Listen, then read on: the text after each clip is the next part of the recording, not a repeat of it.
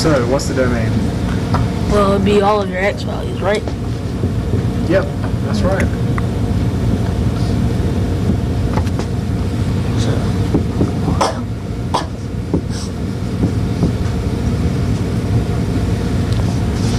Okay.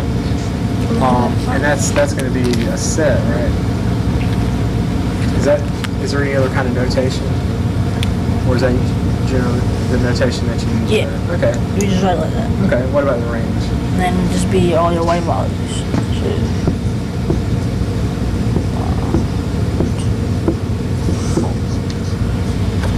So, thinking about what we were just talking about with functions and what it means to be a function, how can we relate that to what we know about the domain and the range?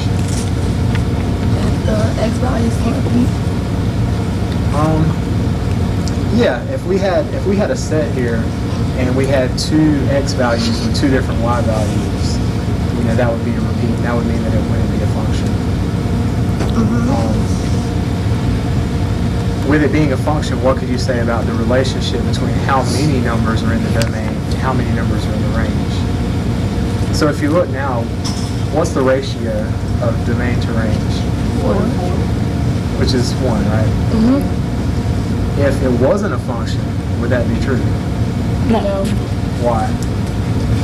It could be 3 to 4. Yeah, it could be 3 to 4. It could be 4 to 1. It could be something like that.